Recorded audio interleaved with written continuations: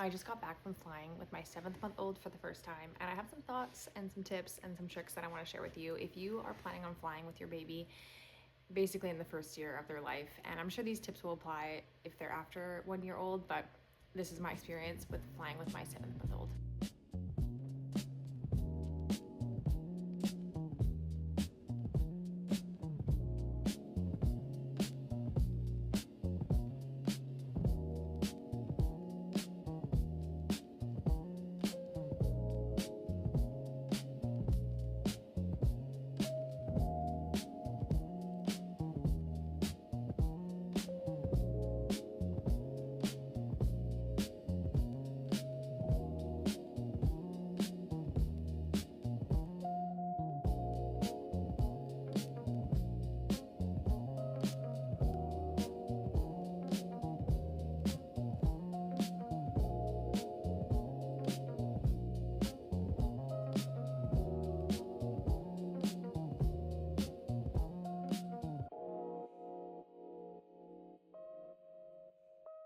Before we dive in, my name is Annika. I am a first-time mom, and my baby is almost 9 months right now, but I did go on our first flight when he was 7 months old, and I'll be talking about that experience then.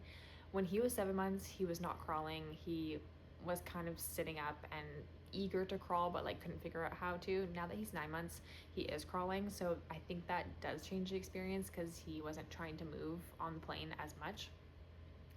But I hope these tips are helpful, and I hope that your flight goes well and that I can give you some advice, and I cannot wait to talk about this with you because this is a game changer item. So let's get into it. Thankfully, I had a really short flight. It was an hour, maybe an hour and a half flight, and I was flying solo, which was just like a journey in itself because I feel like if you're flying with your partner, then you gotta have someone to lean on, someone to help you, someone to carry the bags, someone to help you use the washroom, like stuff like that.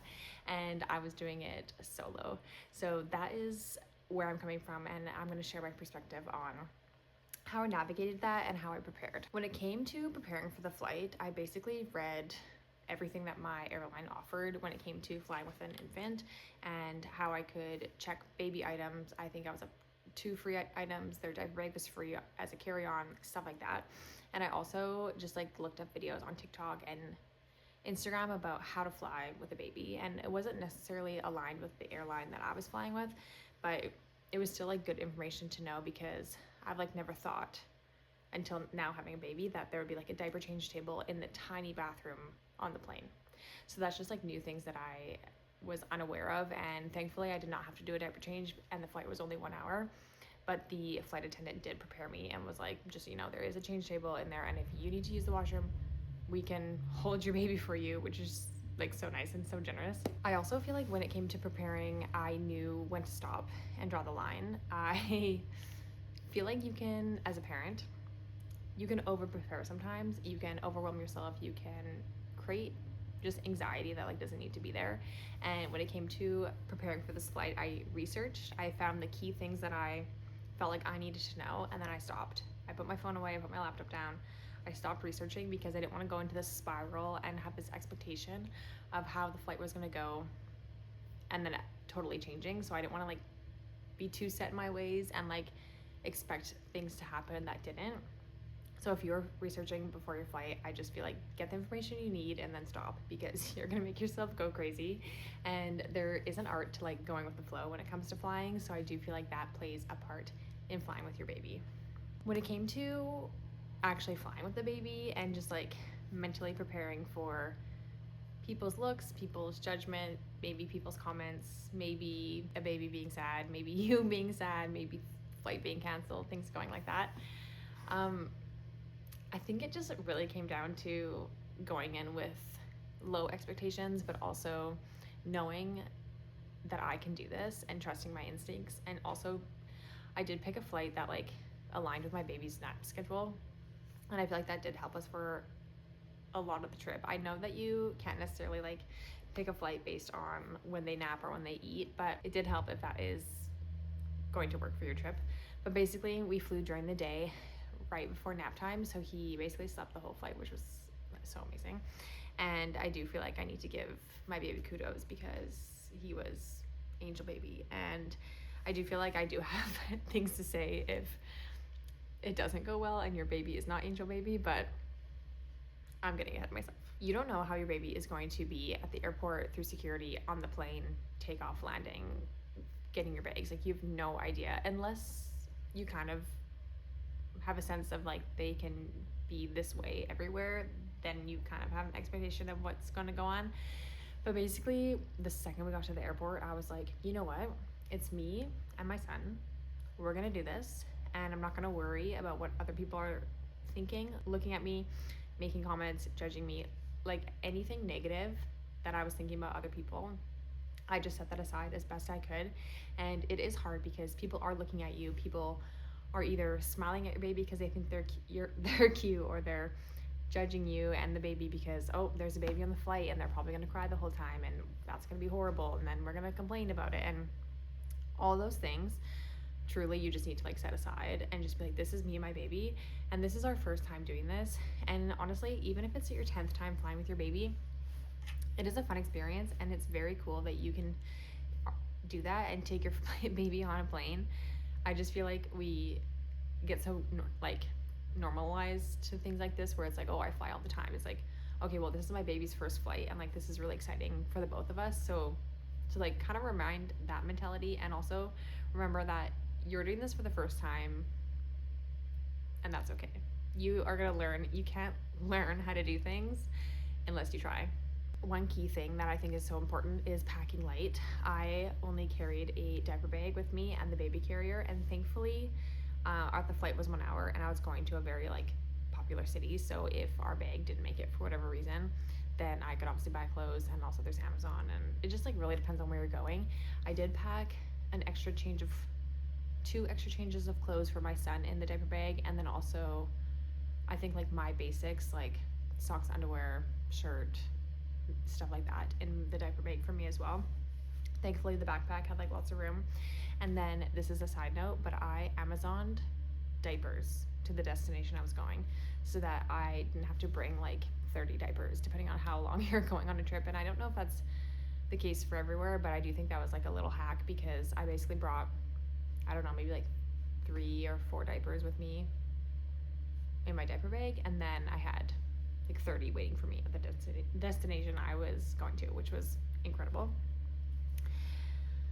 Back to packing light, I think that is so important, especially if you are flying alone. I just had a backpack and the baby carrier, and my son was in the carrier most of the time, unless we were waiting to board, like for an hour before the flight or stuff like that, because then I wanted him to like roam around, stretch his legs, not be like confined to me. And then I also packed light in terms of toys and items. I have this one toy that I need to recommend to you if you are planning on flying with a kid, and honestly just like this toy in general, we bring with us everywhere. I have a couple. This suction spinner, it is incredible. It has a little bit of noise, and like the ladybug moves, these move. The suction works on most surfaces, but I brought this and I suctioned it to the meal tray table in the seat, to the window, and then I think maybe I brought it somewhere else and suctioned it there. But anyways, I also bring this to like restaurants when we go out, and I mean, we use it at the dining table, we use it in the car. Like, this is just like such a practical toy, and it's so fun because my son is able to spin it now. It makes very little noise, which I feel like is not annoying to the person sitting beside you. And the suction is pretty good. If you want like more suction, you just get like a little water there, and then it's even stronger. This was the highlight of the trip toy wise. My son actually used this on the plane and kept entertained for like 30 minutes, maybe longer, before he fell asleep, which was just incredible. And then I also brought like a crinkly toy that is more like texture feeling, that he likes to grab and make noise, and also there's like little tabs on it that he likes to play with. And then I brought a teething toy. So I had 3 toys only with me, and I honestly feel like you don't need too many. Like, babies don't need to be overstimulated with the amount of things you can offer them. They really just need like one item and then some attention. So I would recommend this.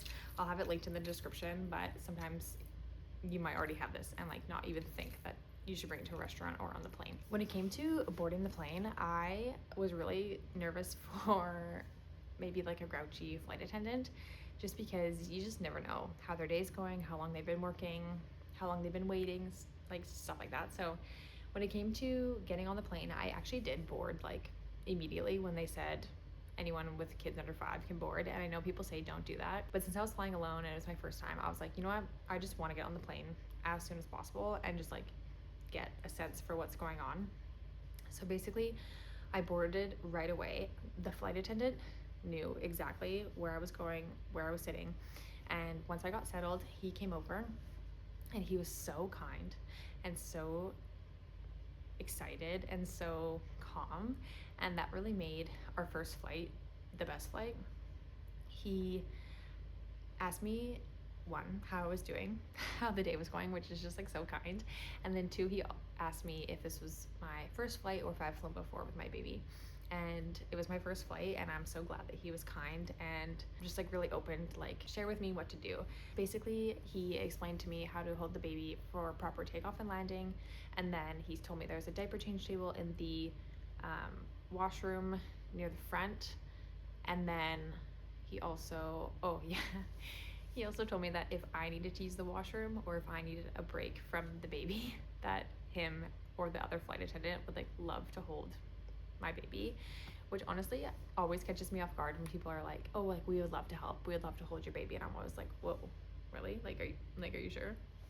So that was just like so kind, and thankfully the flight was so short that I didn't need to utilize any of those things.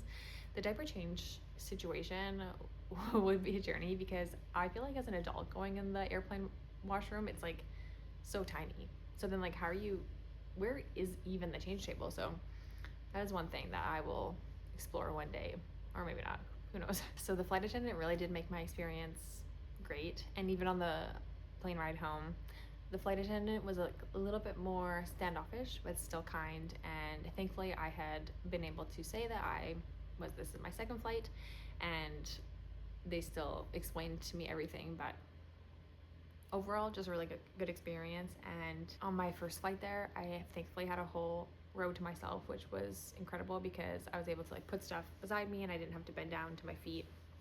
On the plane ride home, there was like a man sitting beside me, and that was tough because I ended up not sure if I was going to breastfeed on the plane or not. And it's just like, if I had sad baby, then I was going to try to feed him, but if he was fine, then like I wasn't. So it was just like kind of a weird situation with this man beside me, and it was only like 2 seats, so like it's not like there's 3 people. And thankfully this man slept the whole time, but also thankfully my baby slept the whole time. It was squishy with both of us in the seat and me like holding my son and having like my arms out. But honestly, when we landed and I was like packing up my stuff, well, I really just had like this one toy I need to put away. Then he offered to carry my bag, which was like so kind. And I at first was caught off guard because I was like, oh, like no, like I want to carry my bag, like that's my stuff. But then as I was like kind of struggling, I was like, sure. I was like, actually, like if you wouldn't mind holding it while I stand up, that would be like so helpful. But then he was like, no, like I would love to hold it until we like get into the airport. And I just kind of like read the situation like, okay, I think you're trustworthy and I think you're just being nice, and we'll see how this goes. So basically I just like said sure. I put my son back in the baby carrier, and then I was able to walk back to the airport, and he gave me my bag and was so kind. And then by the time I was at baggage claim, there was another mom there, and she kind of saw me struggling a little, and then she was like, if you need me to hold your baby while you do whatever, I can. And I was just like, that is so nice. And I think I just was reminded how kind people are, and also if you ask for help, I'm sure people will help you. So I don't know if that was a little side tangent of encouragement or what, but there are nice people out there. People do want to help you, and honestly, just like seek out another mom because she understands and will know exactly how you're feeling. That is pretty much all the thoughts and tips I had when it came to flying with the baby. This toy I will forever buy and give people because this is just like so convenient for any situation. I even can stick it on the wall and my baby can like crawl up to it. So I don't know, just get yourself one of these and all will be well. If you have any questions in the comments, let me know. I probably breezed over a couple things that were important, and obviously I need you to remember that I had a 1-hour flight. I was traveling alone. My baby thankfully slept the whole time, did not feel affected by the cabin air pressure or anything like that. So I did have a positive first time experience, and I hope you do as well. Just remember to give yourself grace, take a deep breath, and know that everyone was a baby once. So if you have a sad baby, that's okay, because someone else was probably a sad baby too. So I just think about that often, how like people are so judgmental of babies, and it's like, you were literally a baby. So why are you judging this situation right now? Like, you were probably worse than my baby was. And we don't need to compare babies, but anyways, some people are grouchy and some people just need a smile or a coffee, who knows.